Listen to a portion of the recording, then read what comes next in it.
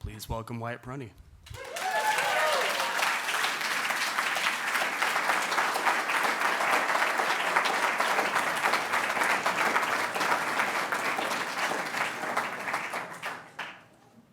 Thank you. Thank you for being here. This has been a great gathering. There's a lot of talent out there. I'll do what I can up here. Boss reminds me of something. When I was an undergraduate here, I was a member of the Jazz Society, which was a nice group of people. And we always had, whoever was president always knew more about jazz than the rest of us. When I was a senior, we elected a guy that was a freshman named Steve Crump. He was from Memphis. And his grandfather had been Boss Crump, sort of notorious, but also sometimes very effective mayor out there, and Politico, who had a lot to say about statewide politics. And Steve wasn't into politics. He was into jazz. He was into Silly Smoke, and we had a wonderful dean of students who he was caught one time, and the dean brought him in, John Webb, and said something like, well, don't do that again. And he said, yes, sir, I won't do that again. And then he was caught a second time, and the dean said, you have to give me your word of honor. And he said, yes, sir, you can have my word of honor. And then the third time, he had climbed into his closet and gotten behind all of his clothes to have one more joint. He had a little left, and somebody smelled it, and he was caught a third time. And that's the last time I saw Steve Crump. But as part of the Jazz Society, Charles Lloyd, you all know who that guy is, he'd been touring all over Europe, had not been back. He grew up in Memphis in a ghetto, had not been back to America for 6 or 7 years.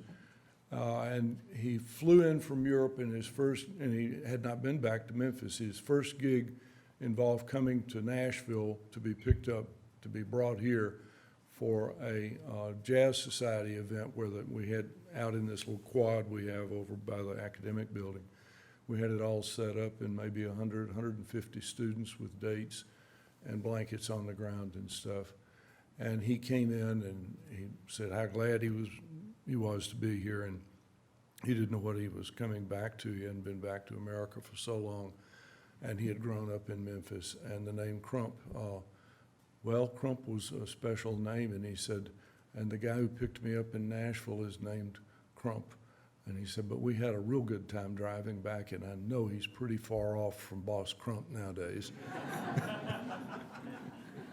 So think of me as the modified boss, right? Not the illegal boss, please, the modified boss. Can't do that in fly airplanes. This is well, you could. I wouldn't. I mean, you can get the same effect in bad weather without doing any of that. This is a short little poem. It's about a thing called a thaumatrope. It's just, you've got one thing on one side of a piece of paper and another, and you spin it, and they become one. And sometimes there's this parlor trick, one side spider, other side the web, then thread pulls so the small card spins and two sides turn to one.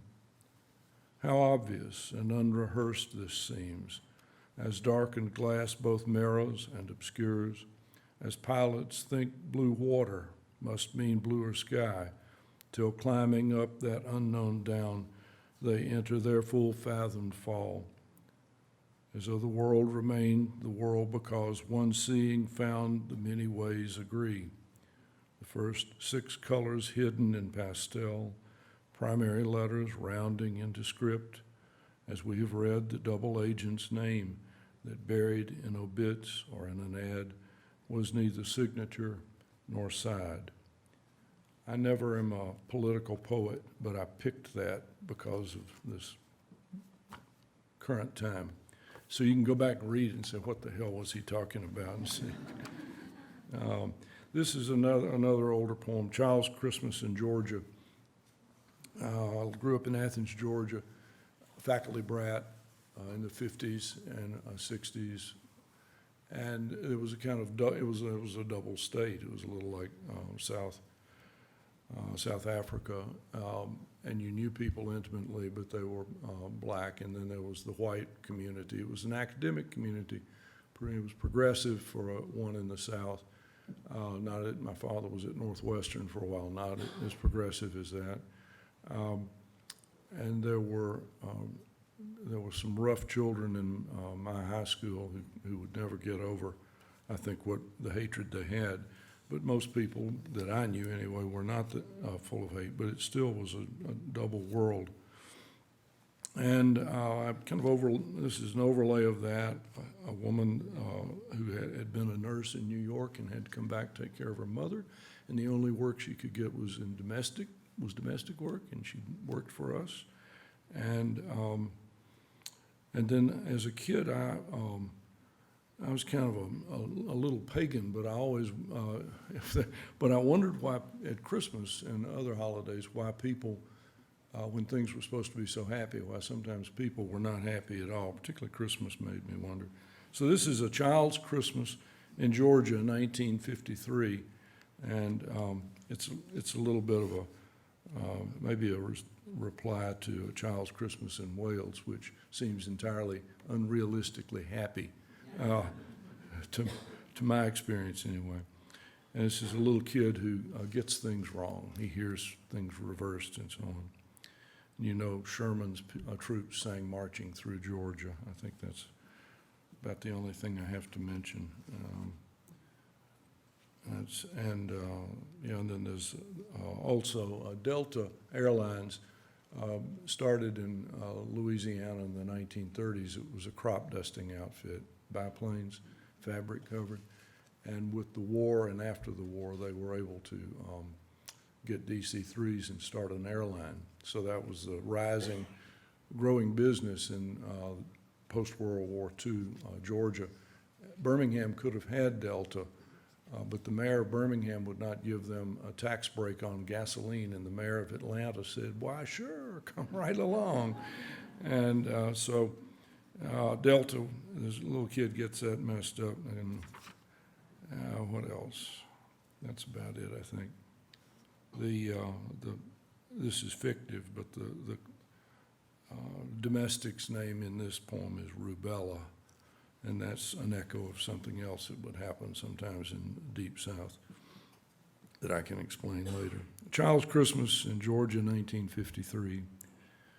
Marching through Georgia to bed, he stopped and listened and heard while shepherds washed their socks by night.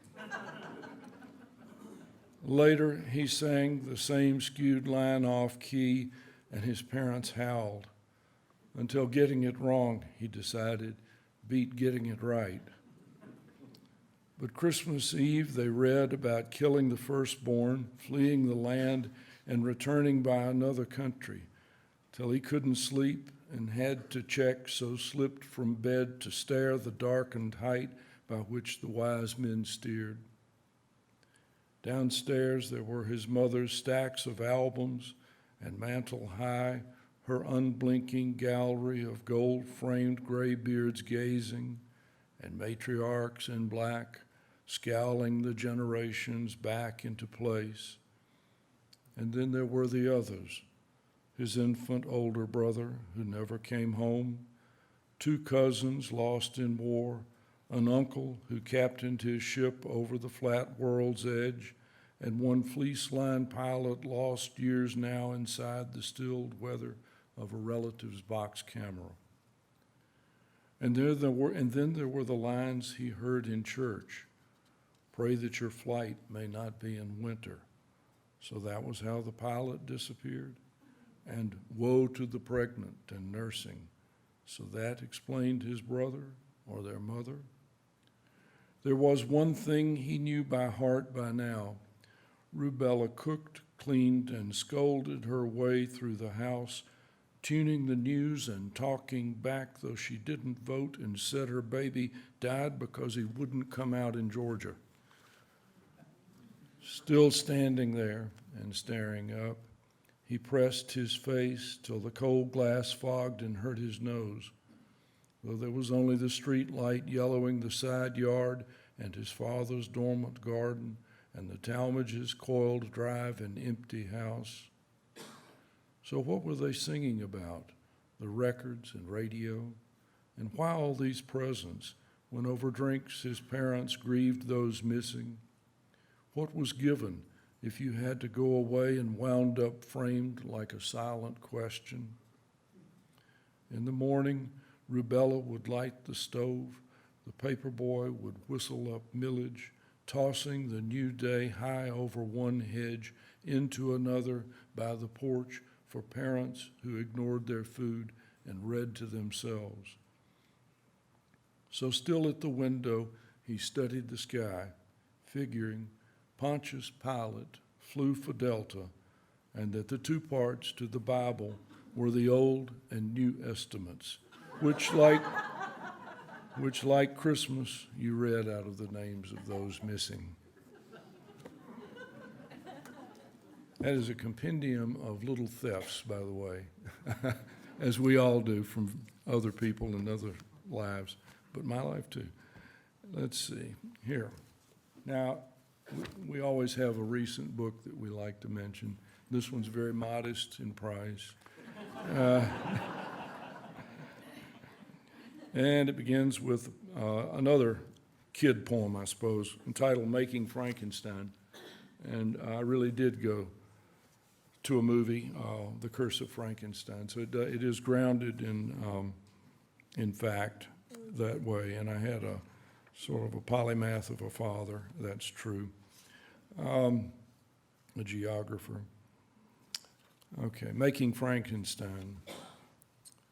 He could not know, although he wheedled and cajoled, begged and promised, but they would not know, they would not take him to see The Curse of Frankenstein. Then his uncle called and offered, and they caved. So next, it was the matinee, then home and nothing said, until he sat through dinner like a little diplomat, and after that excused himself and took his plate and headed up to bed. Still nothing said, no. But midnight he woke screaming.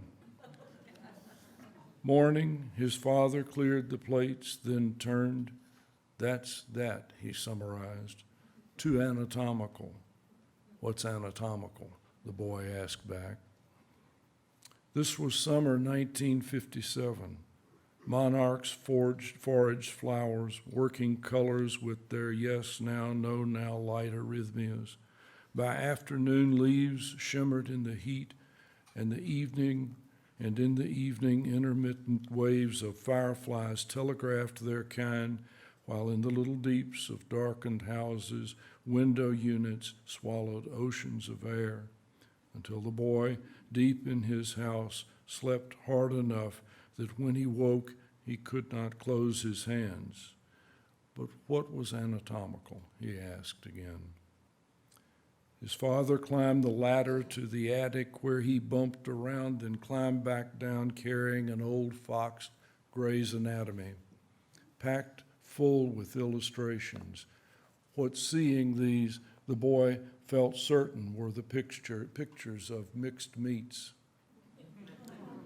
That night, the windows purred and nothing budged till breakfast brought another book, this time one on pathology, which meant more pictures plus diseases where the worst were best and came from intimate contact. But what was intimate? He later pestered, till his father downed his drink and said, that's how you made your way into this world. Mother rose and left the room.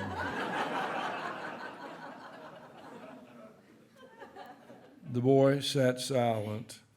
He sat there calmer than the noggin of a cat until he stretched and yawning mentioned that he might just go on up and get to bed. But secretly he understood. He knew for good and always that in fact his father wasn't a serious man, So he was on his own and had to make sense out of things himself, even if some sense went wrong, like Frankenstein's, who wasn't a serious man either. And that was really that, even if it meant you'd sink one day without so much as SOS. Some nights that summer, sleepless, eyes pinned wide, he'd slip outdoors to watch his parents on the porch, their cigarettes, their quiet talk, and then, for nothing he could tell, their laughter as his father fixed another round of drinks, and after that more laughter, like cicadas. The boy watched this as now he sometimes drives 5 miles out of way to see that house again. And never you mind his knowing better. Sometimes just his doing this sets off imaginings that he is standing in the kitchen saying, "Oh, my dear animal family, how I loved you, how richly we purred." And sometimes, too, it sweeps back over him, his thinking that his father wasn't a serious man. Those times, slowing the car, he says to himself, "Well, then, you are not a serious man either." And this, another one, slightly stolen. It's entitled Rules. A little person's poem again. First day, first grade, 2 cut-ups laughing, shoving, shouting, till each called before the teacher's desk, knuckles rapped and scolded back, the 2 act up again.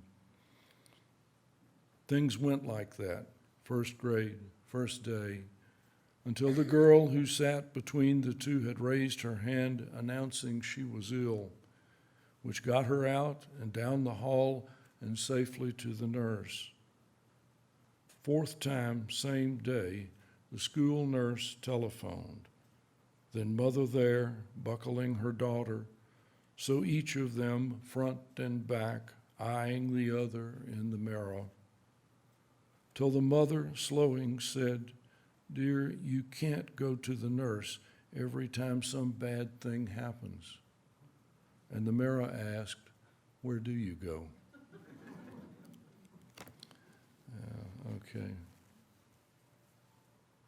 Okay, I think I've pillaged laughs now for a while. I have to do something for real, or more serious. Let's see. All right, this wonderful book also has a long poem at the end entitled Nod, and it's about a Georgia cracker. He's a skinny man wears a fedora suit, has wire glasses, and is, as one reviewer describes him, a lost soul. He's in the parking lot of an Atlanta mall, and he comes up and confronts a young person who's not of the same view, but does not have a very fixed view, and it starts out with a little tip of the hat to Dante, although it's pretty déclassé. It went in the middle of the afternoon on a well-marked asphalt parking lot. So we're not going down to hell. When I came to myself standing among the SUVs and the yellow lines and exits where the exit signs were lost. So I've tried to bring it up to this today, and I think this guy has no choice but to be caught in today. All right, so they're talking, there are 4 sections, and the lost soul is named not Floyd Byram Thatch. And if you listen to the echo, you know how bad off he is. They are talking in the mall, and the young fellow's looking away at the pet store, animals, and there's a young girl there. And he's been told to go walk around and look. And he's seen Scotties and other animals in there. Through all this, under and among all this, a girl was stepping cage to cage until she stopped, looked up and waved, then dropped her arm and turned away. And in the time she took to turn, that wheeze, that cough was back, tapping his smoke until he thumbed a match and without looking brought it up. "Who's to remember," he said, "who's to remember a nickel or a dime or ever the time you saw your little dog get hit? And how you think you know my dog was hit?" I said, "I'm saying you were 6, the dog was 4, maybe 5, just saying that, nothing more. No, but it rolled, didn't it? Stood, then rolled, looked, searching you to breathe. And what I think you thought that animal was thinking then was what I like to call that lethal lack of hope, seen in tired motels, slumped waiting rooms, discarded magazines, cufflinks and watches with initials no one now knows how to read."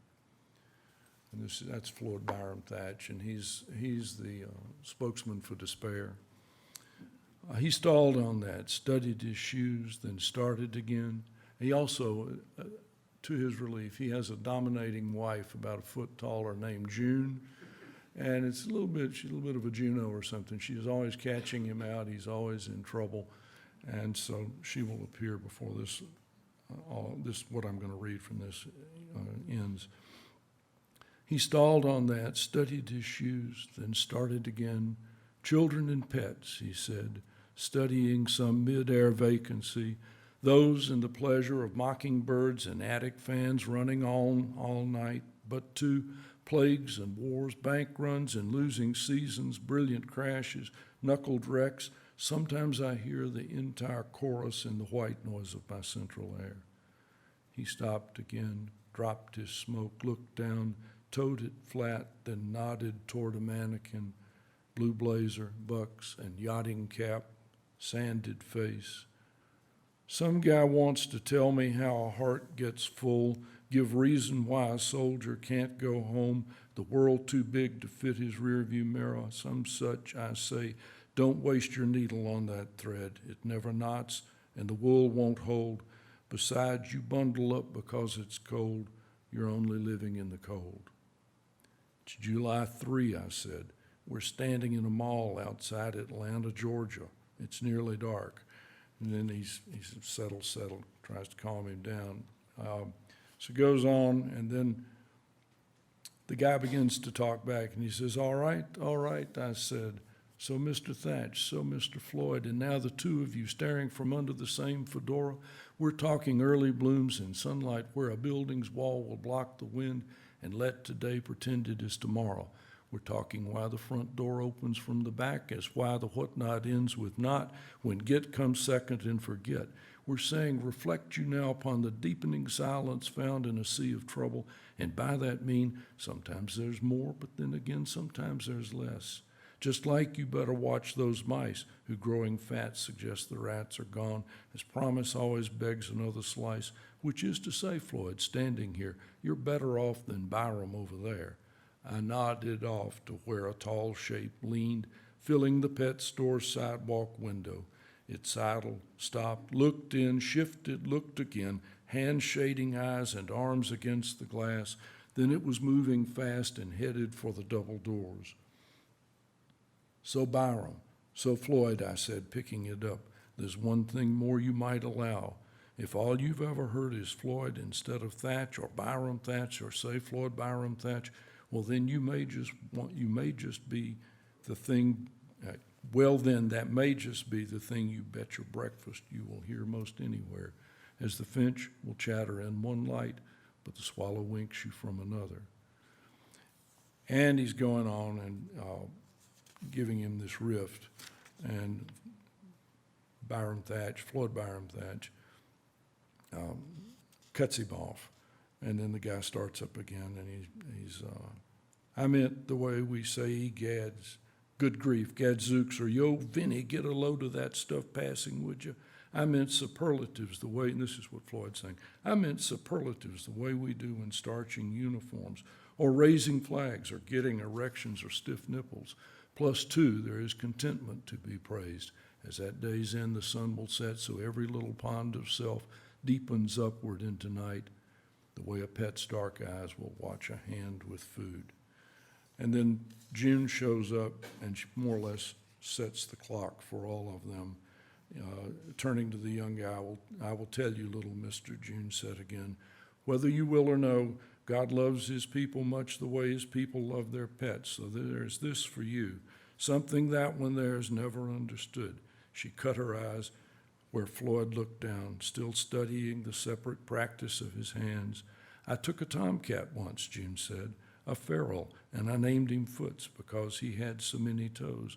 Plus, too, he had his wander ways, such that come dinner neighbors called to say, June, June, we have the cutest kittens needing homes.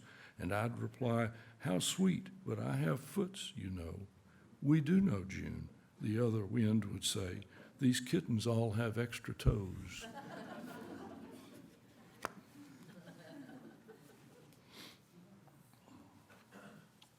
Let's see what else that I want to know. Oh, here's another older one. This is called Spencerian Hand.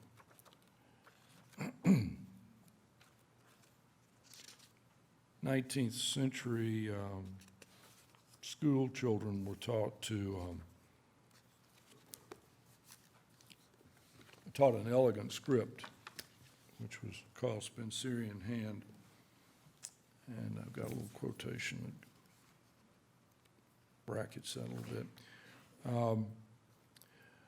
A cursive script invented by Platt Rogers Spencer, who after 1848 energetically promoted it, but which fell from favor as the century wore on. This is three 80-some-odd-year-old women who are sisters. The three in line and threading the house, talking ahead so only sometimes heard behind, now take the stairs to what they call the plunder room. The grandmother and two great aunts climbing and talking, correcting till agreed, then finding somewhere else to disagree. They are rummaging the past as it was packed in a trunk, thought to hold a book they have cajoled each other up the steps to find. All day they've argued over names with don't you think, and I'm not sure. So now they're settling the who, what, when of then. Two in their 80s, one 90-something with no one older to pin her down on just what something means. One will lose her sight and spend her last years baby-talking a parakeet kept close to keep her calm. The other two will die stoically composed, dry-eyed, handing out advice, able to joke. But what has got them upstairs in the heat today, topping the landing of steep steps that scale their rambling 19th century house, is a book by boys going to war, sonnets, signed in 1861 and addressed to Miss Piranha Victoria Parks, a girl almost 16, so a child really. And now the oldest has the book and turns, opening the homemade binding to a maze of ink that is more thread than words, poems scripted in the ornate style of children taught Spencerian and filled with all the loftiest business of honor and goodbye. The dry heat of the top floor is as stifling as the false gallantry of these teenage boys, so ripe for death, and death is what they'll get. All but two, those the Pritchetts, gaunt brothers, coming back an amputee, each coming back an amputee, so later the locals will say of them, and the Pritchetts got but one hand between the two. Perhaps it is the sheer number of names that occupies these women taking turns reading to each other in the attic heat. That or the awkwardness of what they read, verse in a script more flourishing than legible, though earnest enough, earnest out to the end of every overwritten line. Or two, maybe, what holds is simply seeing the young this caught in all they cannot know. And 16-year-old Piranha Victoria, recipient of so many poems, who sent her daughters up so many steps for facts. She bore 6 children and aged into such portraits a frank, concentrated stare, as now it is difficult to see her ever a girl, excited by parties or laughing at boys, more full of words than sense for what words meant. But of the poems opened now and read aloud, and should my fate in some late hour be, or I fall silent in that shadowed vale, and honor lay my life before eternity, these humor and hurt with their expectancy. It is the Pritchetts have the first few pages, and then there are those following, boys signing all that is about to happen, when the quick-killed fared the best, as years later, and working at great pains, the one hand would struggle to make clear.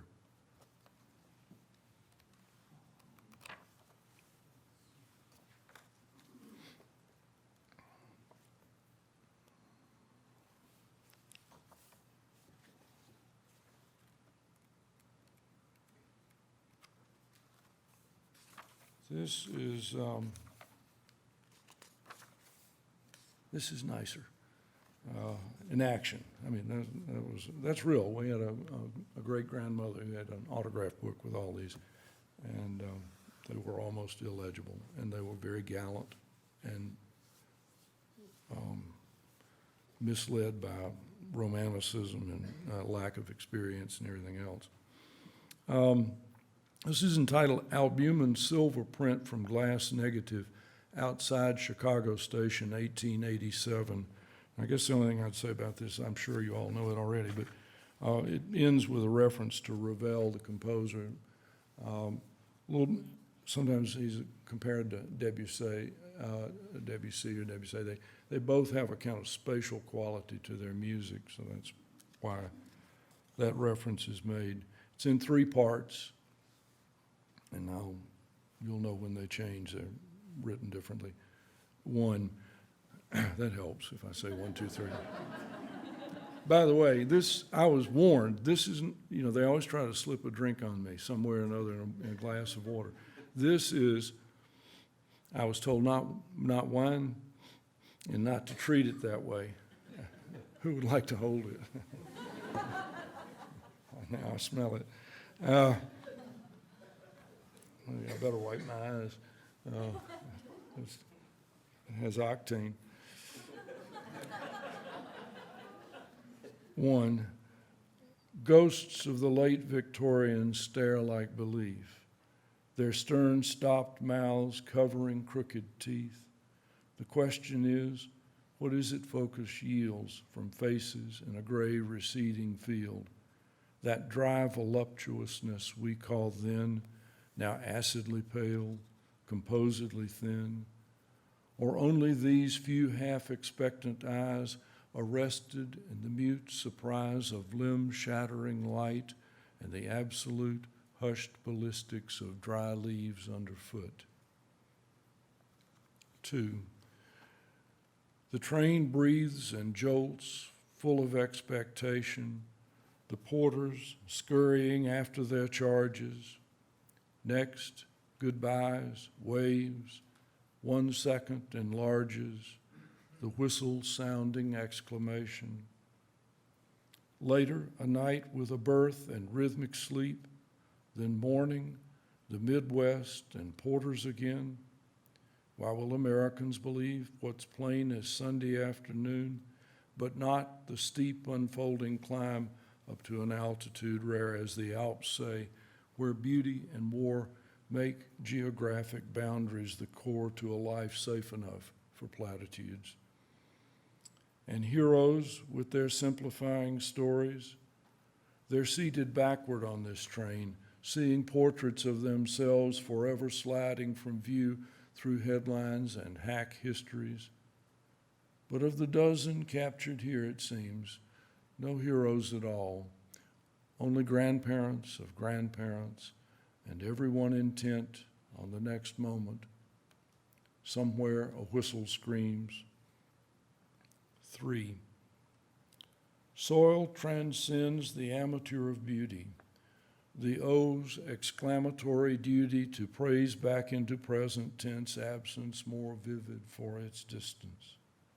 As if this uneventful forfeiture, caught here by lens and aperture, this telescoping, technically precise, arrested view could splice some small genetic yesterday with now, restore the hero with the vow he will return as though return were same and not an arbitrary frame, or just restore the common everyday of travel, rest, and company, turn what we lose always to new finding, make harmony binding, the way Ravel imagined it to be. Let landscape trail us musically, and every portrait taken take light again.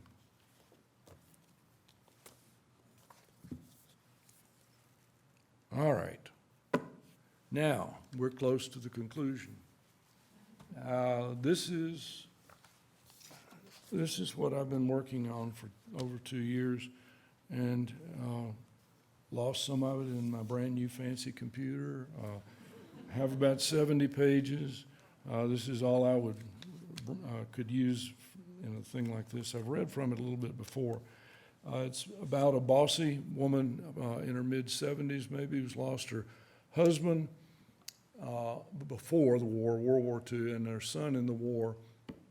And she runs has a gas pump, and that's about it. And some cottages you can rent, and you've seen these from the 1920s, the beginning of the motels, the motorhomes. She has several of those, they're cabins. She's in the mountains of Southwest Virginia, and there's this fellow with a real bad attitude, just out of the Navy and back from World War II, and he's got a shambles of an automobile that he got from a used car lot, and he's trying to drive west out to the Mississippi River and then head south out of Memphis for Louisiana. And she bums a ride, and they wind up, he's going on. She lets him stay overnight after he buys gas and befriends him, gives him breakfast in the morning, and then his car isn't working. And she gets him across the road to a man who's a real political reactionary and hates Franklin Roosevelt, but really likes being on the rural electric, or the rural E, and one of those people he goes into long speeches, but fixes the car for free, and he will do good things. Then the guy thinks, now I'm on the road again. I'm getting away. I'm been released from the Navy. He's going out to Millington to sign his final papers, which is believe it or not, a naval station in West Tennessee. I don't know what kind of ships, but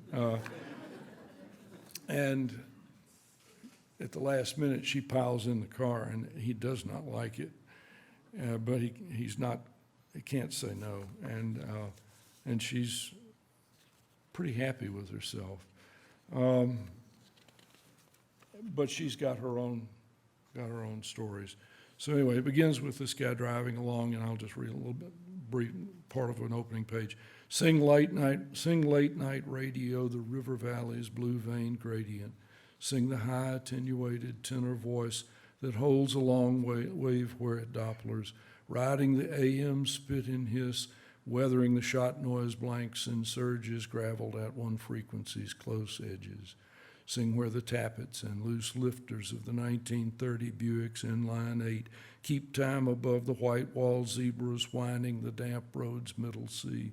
Sing 50 miles an hour through a world unreeling from its mirror till it answers back, goodbye to yesterday, goodbye to the ships anchored and waiting, the blank beach waiting, goodbye the mountain's hollow flank opening fire.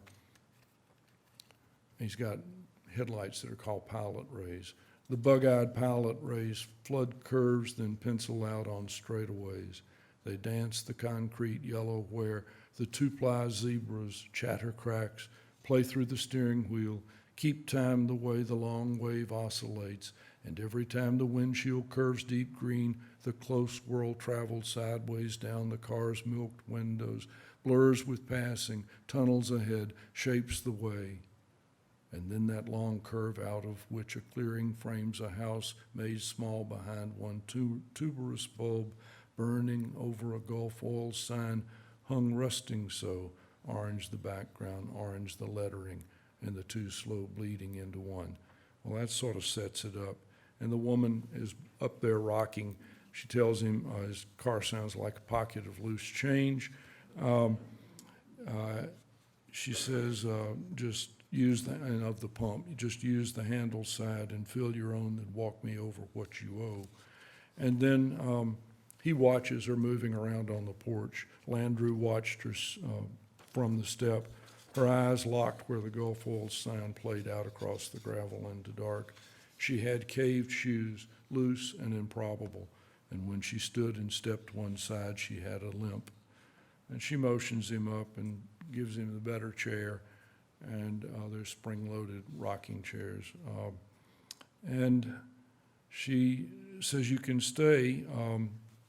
She says, take this chair, it's better to your size. And she said, you can stay in one of the cabins. No cabin needs a key, she said. Just bolt the husband side. String lights the middle. Leave your headlights on for that. Eggs of a morning, he says, didn't stop for extras. He didn't want anything from anybody. Anyway, and then she gets him talking about the war, and he said he just took others places. It wasn't too bad for him. And then he gets ready to go, and the car won't run. He's stayed in this cabin that has a low-watt Edison, an old Pullman sink nailed to a wall, and things like that. Gets ready to leave, and the car won't start. And he goes across the road. He gets some help. And what else? Let's see. Again, I'm going to move through this and get to one more poem. All right. Then there,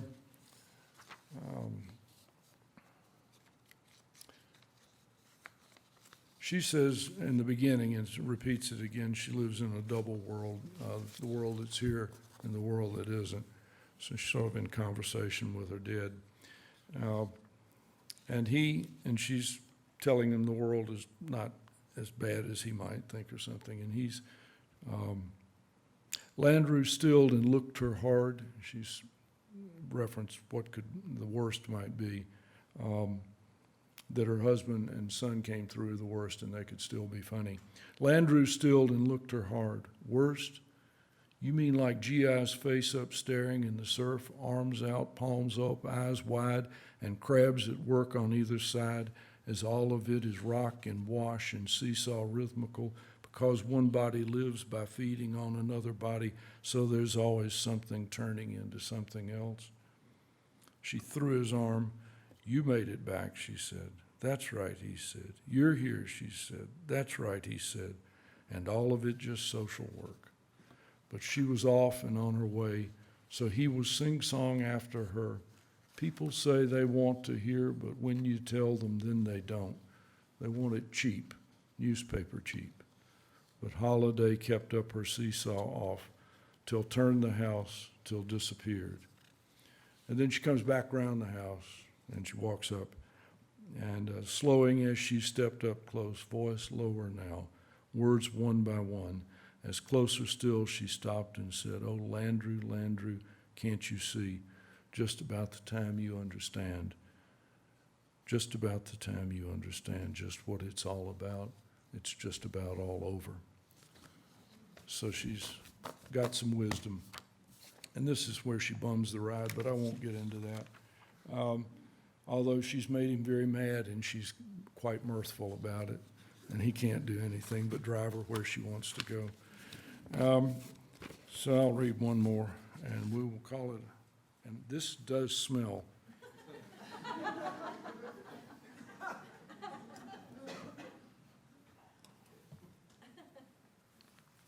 I'm thinking it's illegal.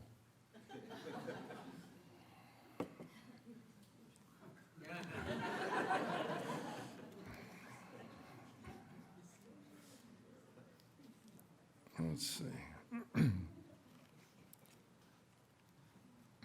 This is entitled Reading the Map.